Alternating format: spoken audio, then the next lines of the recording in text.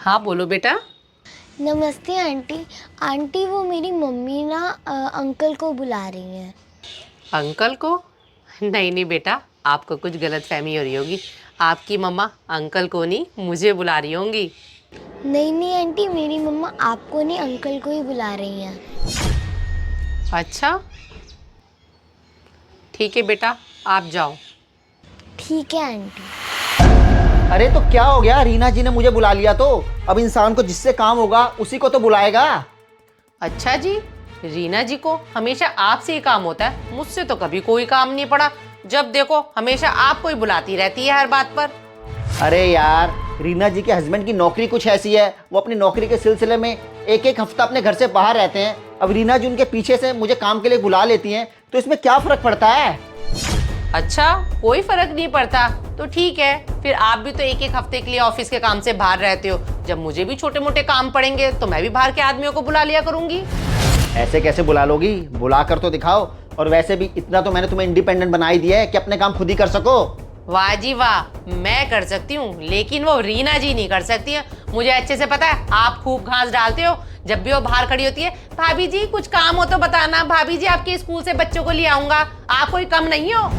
छोड़ो यार, तुम तो हमेशा शक ही करती रहती हो। रीना जी के हस्बैंड के साथ मेरी बड़ी अच्छी दोस्ती है, इसलिए उनके हस्बैंड के पीछे से रीना जी से पूछता रहता हूँ काम के बारे में।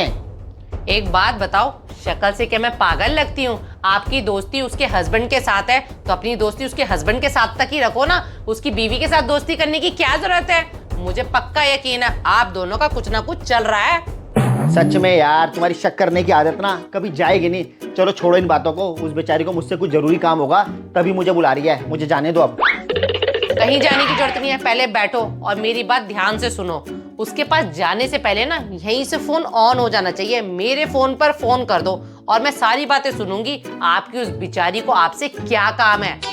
सच में तुम गधी की गधी हो।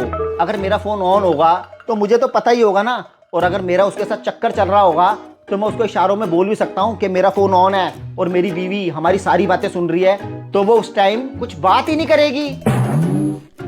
हाँ तो ठीक है, फोन मत मिला के जाओ। आप ना वीडियो कॉल करके जाओ मेरे फोन पर। वीडियो कॉल पर आपका पूरा फेस मुझे दिखता रहेगा, क्योंकि आप मेरे सामने उससे कोई इशारे तो कर नहीं पाओगे। तो मैं साफ साफ सुन लूंगी कि उसको आपसे क्या जरूरी काम है।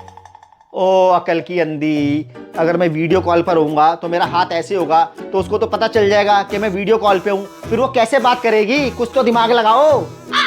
दिमाग मुझ में बहुत है, मैं पूरा दिमाग रखती हूँ। अब आप ना यहीं पे बैठकर उसको फोन मिलाओ, और फोन ना आपका स्पीकर पे होना चाहिए, और उससे बोलना, रीना जी आप मुझे अकेले में क्यों बुला रही हो? मिलाओ फोन जल्दी उसको। क्या फोन मिलाऊं और स्पीकर पे करूं? हाँ जल्दी मिलाओ और फोन स्पीकर पे डालो। हाँ ठीक है, मिला रहा हूँ। पता नहीं क्यों हमेशा शक करती रहती हूँ यार। ये लो, मिला दिया फोन। हाँ राजीव जी, आप आ रहे हो ना? हाँ रीना जी, आप मुझे अकेले में क्यों बुला रही हैं? अरे अरे राजीव जी, सारी बातें फोन पे ही कर लोगे क्या? आप आइए, आपसे कुछ जरूरी काम है। रीना जी, आपको मुझसे ऐसा क्या जरूरी काम था? ओहो, आप भी ना बस। चलो मुझे फोन पे ही बता दो, कुछ लेकर आना है क्या? हाँ लेके तो आना है, लेकिन आप आ जाइए, फिर बाद में ले आना। क्या लेके आना है? वो रीना जी, आप फोन पे ही बता दो क्या लेके आना है। राजीव जी, आप भी बड़ी जिद करते हो। चलो अब आप आओगे तो एक पन्नी लेते आना। क्या पन्नी? हाँ, एक पन्नी लेते आना। चलो ठीक है रीना जी, मैं पन्नी लेके आता हूँ। ठीक है राजीव जी, मैं आपका इंतजार कर रही हूँ। पन्नी? पन्नी कौन मंगवाता है? और एकदम से उसने फोन क्यों काट दिया? ऐसा है, आपसे नहीं बात होगी, अब मैं उससे फोन करके पूछती हूँ कि क्यों आपसे पन्नी मंगवा रही है वो। हाँ जी डॉली जी। रीना जी, आपसे एक बात पूछनी थी। आप अपने घर मुझे ना बुलाकर मेरे हस्बैंड को अकेले बुला रहे हो और उनसे पन्नी भी मंगवा रहे हो। पन्नी तो मैं भी दे सकती हूँ आपको।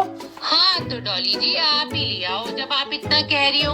वो क्या है ना, आपके जो हस्बैंड है मेरे घर के आगे कुत्तों को खाना डालते हैं, खाना खाने के बाद कुत्ते वहीं पे लैट्रिन कर देते हैं। मैंने आपके हस्बैंड को कई बारी समझाया है, लेकिन उनको ना मेरी बात समझ नहीं आई। तो डॉली जी, मुझसे ना अब और बर्दाश्त नहीं होता, क्योंकि वो जो कुत्तों की लैट्रिन की बदबू है ना, वो सीधा मेरे घर में आती है और मुझे अपने घर में ही बैठना मुश्किल हो जाता है। तो आपके हस्बैंड की भलाई इसी में ही है कि एक पन्नी लेकर आए और वो सारे कुत्ते की लैट्रिन उठाकर अपने घर ले जाएं। अच्छा रीना जी, आप इसलिए मेरे हस्बैंड को पन्नी लेकर बुला रहे थे? आपको कुत्ते की लैट्रिन उठवानी थी मेरे हस्बैंड से?